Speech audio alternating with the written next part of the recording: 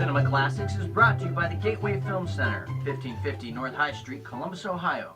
Further details and showtimes online at gatewayfilmcenter.org. The award-winning Cinema Classics is produced by John DeSando and Johnny DiLoretto. The award-winning Cinema Classics is produced by John DeSando and Johnny DiLoretto. Listen to the shows and read reviews online at WCBE.org. I'm John DeSando. And I'm Johnny DiLoretto. This is Cinema Classics. It sure is. And her movie is out now with one of the great titles of the year. Yeah. Atomic Blonde.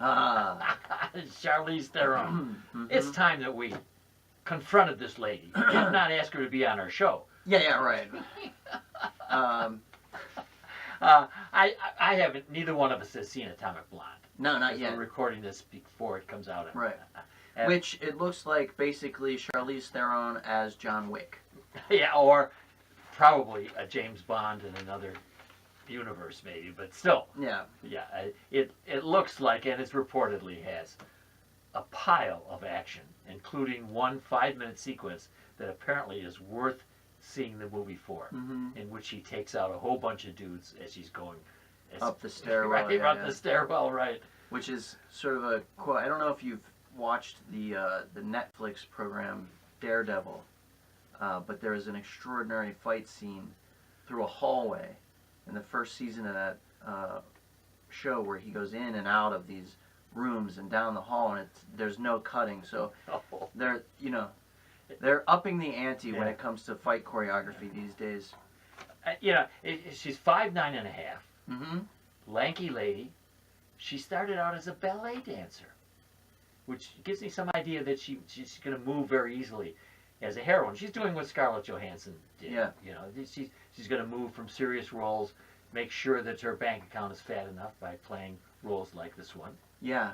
She is an interesting bird. She's been around for a while, you know? Yeah. I mean, she looks great. She still looks youthful. Yeah. I don't know if she's had work done. That's a terrible thing to ponder, I guess. Yeah. But I know, I guess I think it's a legitimate question, given how long she's been around.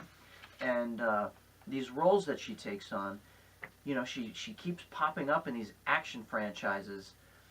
Mad Max. Oh, I think she makes She really surprised everybody. I mean, as the surprise lead of that film. Yes. Really, everybody was thinking it was going to be Tom Hardy, but really, she takes the reins, and it's her movie.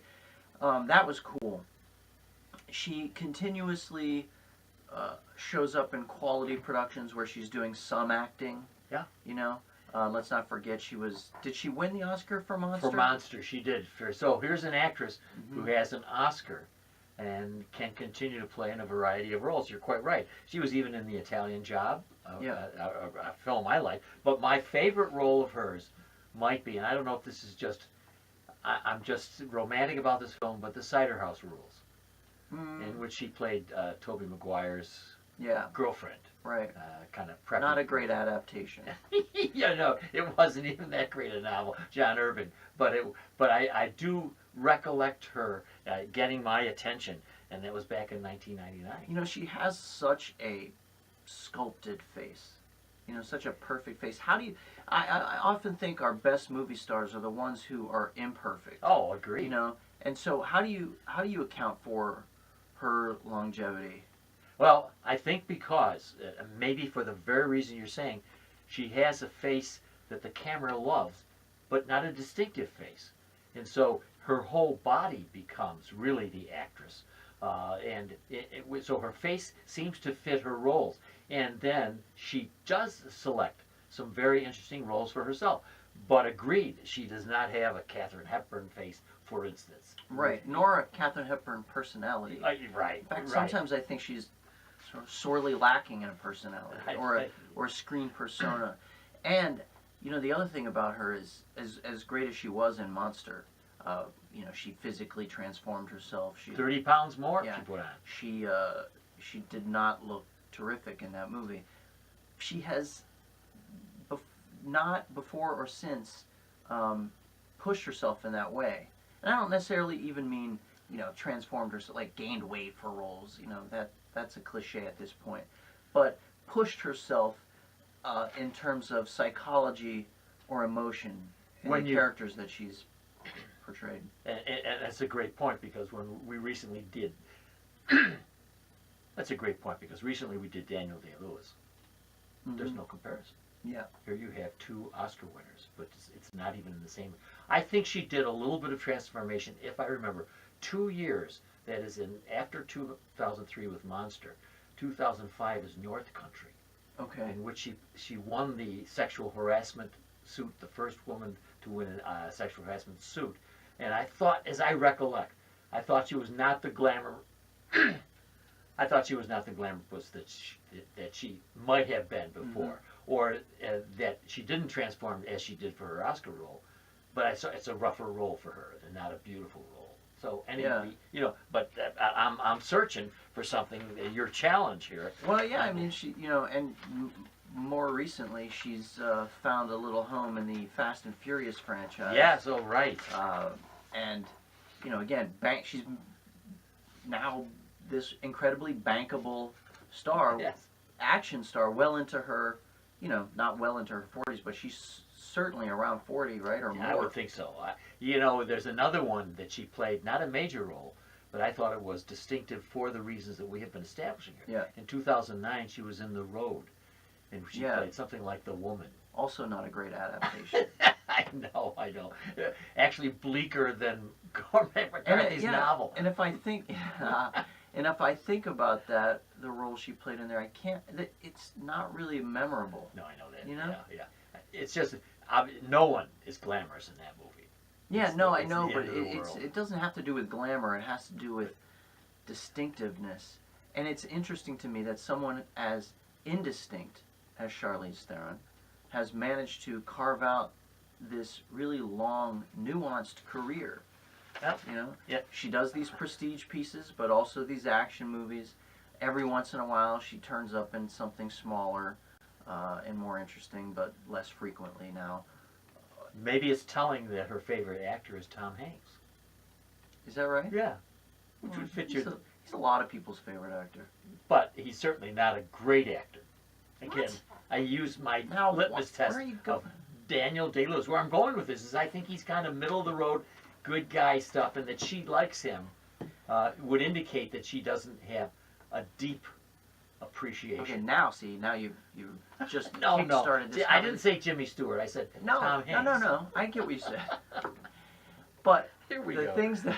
Okay, well, now we have to have a show about, not Tom Hanks, but about maybe how the difference between these movie stars and their actor counterparts sort of function together. You're right. Tom Hanks could not do what Daniel Day-Lewis does, but I don't know that Daniel Day-Lewis could do what Tom Hanks does either. Okay, nice one. All right, so besides her being a ballet dancer, here are the things in her background that I think are very important for developing her as an actress. Her mother, when Charlize was 15, her mother shot her father in front of her. Her father was attacking her. Okay. He died. Wow. And I didn't know that. Yeah, so that I'm thinking about the trauma of her early life and the rigor of ballet dancing. She played in Swan Lake. She played on some of She's the South favorites. African, right? Yes, she's an Afrikaner, and that Dutch background. Her best friend from North Country is Jeremy Renner. Now that I think is more in her favor Interesting. than her Tom Hanks. I'm digging, aren't I? You know what I mean? Yeah, I'm probing into her You background. got a lot of interesting stuff there. I do. I always like to pick up the dirt. She might issue a restraining order against you. Yes. Anyway, she's OCD.